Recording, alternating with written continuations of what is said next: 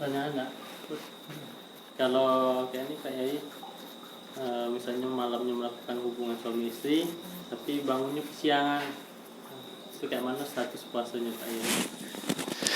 Jadi kalau apa jenah junub itu tidak disyaratkan, tidak menjadi syarat sahnya tidak menjadi syarat sahnya apa puasa ya. Tidak menjadi sesuatu yang membatalkan atau mengharamkan puasa kalau kaitannya dengan junub.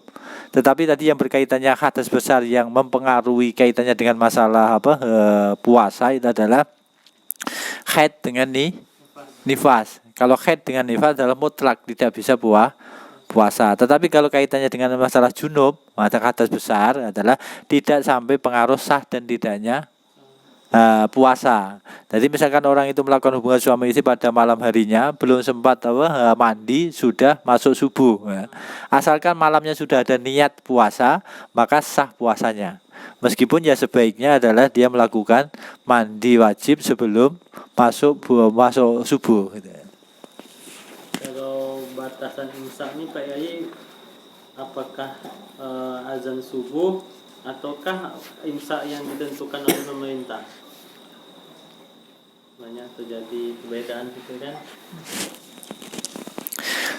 Jadi pengertian imsak yang ditetapkan oleh pemerintah itu adalah imsak yang kaitannya bukan masalah sah dan tidaknya puasa, tetapi kehati-hatian orang itu untuk melakukan puasa. Tetapi kalau imsak yang dimaksudkan kaitannya dengan sah dan tidak puasa adalah imsak yang dimulai dari waktu subuh. Imsak yang menjadi ketentuan sah dan tidaknya puasa itu adalah imsak mulai subuh sampai maghrib. Tetapi waktu imsak yang ditetapkan oleh pemerintah itu adalah kaitannya dengan kehati-hatian kita mempersiapkan puasa itu sendiri. Tetapi belum sampai membatalkan puasa. Seandainya sudah waktu masuk imsak yang belum subuh, kita masih melakukan sesuatu yang membatalkan puasa, itu masih sah puasanya. Kalau misalnya badan demam Pak Yai, kita tuh pergi ke dokter suntik, itu kayak mana Pak Yai?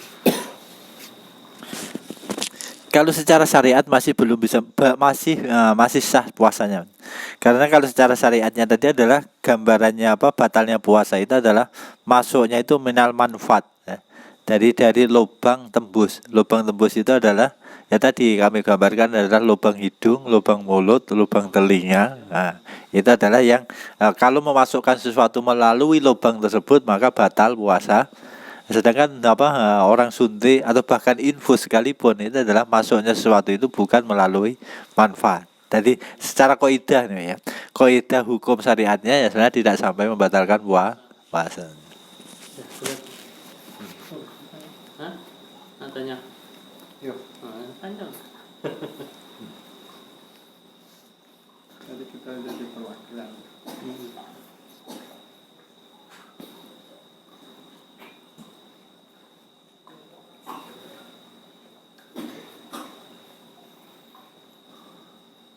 Ini biasanya Pak E, kalau misalnya lagi musim flu kayak ini kan batuk Pak E.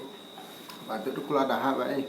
Nah, dahak itu memang sudah sampai keluar ke mulut. Nah, seumpama kalau ditelan dahak itu batal apa tidak Pak E? Jadi kalau dahak tadi bisa jadi batal Pak ya. Karena tadi yang tidak membatalkan itu bukannya dahak tetapi ludah.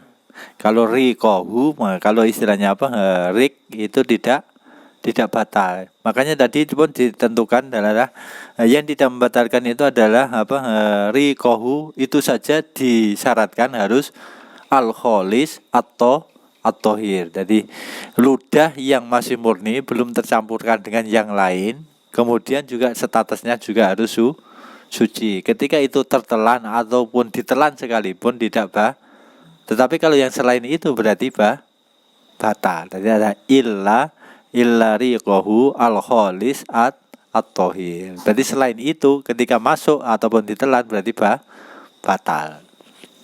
Ketika ada yang orang itu Pak E, dia tidak bisa namanya buang dahak. Jadi kalau misal dahak itu ada tertelan itu kayak mana Pak E? Batal nggak puasa? kalau ketentuannya itu tidak bisa dijadikan suatu ketentuan ya. Dari al-darurah tubihul madhurah. Jadi seperti itu sebenarnya tidak. Jadi orang itu tetap saja ketika dahak, sebenarnya ketika waktu puasa ya wajib diludahkan. Kalau sudah tidak bisa ya sudah tidak bagaimana lagi. Masih boleh Pak ya. Kalau soal tarawehnya Pak Yai, ya banyak biasa kan kayak kalau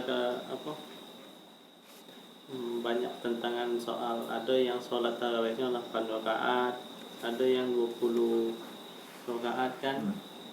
Apakah kalau lagi ada keperluan penting kita ngambil sholatnya 8 rakaat Pak Yai, atau kayak mana maksudnya tuh? Kadang 8 rakaat, kadang 20 gitu nah. Gitu, ya. Keterangan yang kami tahu pada dasarnya adalah sebenarnya itu hanyalah batas-batas maksimal dari yang melakukan mereka. Jadi bukan batas ketentuan wajib ataupun ada ketentuan sah dan tidaknya ibadah itu ya. Makanya sebenarnya ketentuan hitungan itu pun justru ada 3 persepsi. Ketentuan ada yang yang mengatakan itu hanya sebatas 8 rakaat, ada yang 20, bahkan ada sampai yang 36 rakaat untuk tarawehnya. Nah, kemudian kaitannya dengan masalah witirnya itu adalah minimal boleh 1, kemudian adnal kamal adalah batas minimal sempurnanya 3, tetapi boleh dilakukan sampai 11 rakaat untuk kaitannya dengan masalah witirnya. Dan itu pun bukan ketentuan baku tadi, istilahnya ada harus hitungan itu yang dilakukan. Jadi kalau dia mampu ataupun ingin melakukan dari ketentuan hitungan-hitungan tersebut ya bagus, boleh saja. Tetapi seandainya kurang dari ketentuan itu juga masih sah-sah saja. Nah, sah-sah saja. Kemudian seandainya dilakukannya itu adalah ngejar ketentuan tersebut kemudian tidak dilakukan sekaligus, itu juga boleh-boleh saja. Jadi misalkan orang ingin melakukan taraweh 20 rakaat. Baru dapat 10 rakaat, kemudian sudah capek, kemudian dia istirahat, kemudian nanti nyambung lagi, ya itu juga boleh. Jadi tidak ada ketentuan secara fikih yang kami tahu melakukan tarawih itu harus sekaligus, itu juga tidak ada syaratnya seperti itu. Jadi sebenarnya boleh saja misalkan jangan diputus-putus juga boleh. Tapi kalau kayak capo tadi kayak mana kayak misalnya malam ini maunya telapnya 8, malam besok 20. Iya, tidak ada ketentuan baku harus. Jadi sah-sah saja, boleh-boleh saja. Jadi tapi corona ada kemungkinan kan tarawih ditiadakan.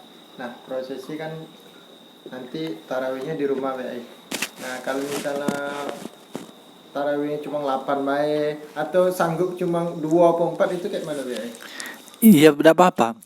Jadi tarawih itu sunat, jadi dilakukan baik. Seandainya tidak melakukan sama sekali pun tidak ada dosa.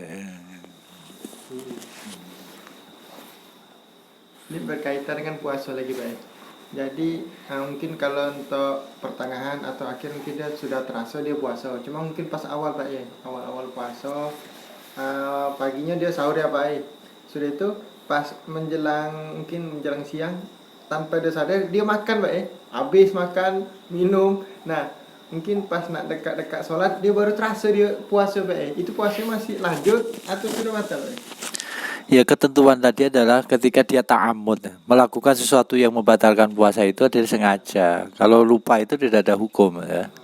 Jadi ada lupa itu adalah lepas dari hukum. Enaknya itu lagi makan pedas kan, lagi pedas ingat puasa. Minum tak bisa lagi. Oke lagi itu dulu. Sudah.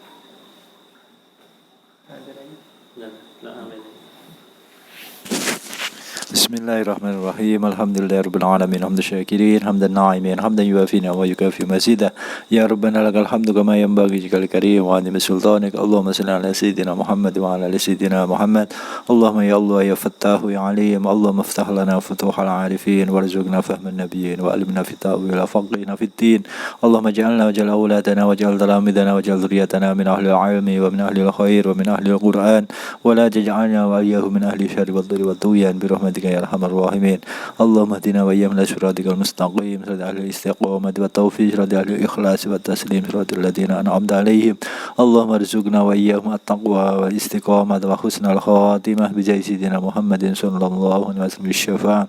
اللهم ربنا آتنا في الدنيا حسنة وفي الآخرة حسنة وقنا عذاب النار. صلى الله على سيدنا محمد وعلى آله وصحبه وبارك وسلم. سبحان ربك رب العزة عما يصفون وسلام على المرسلين والحمد لله رب العالمين. تقبل الله منكم منا ومنكم تقبل يا كريم.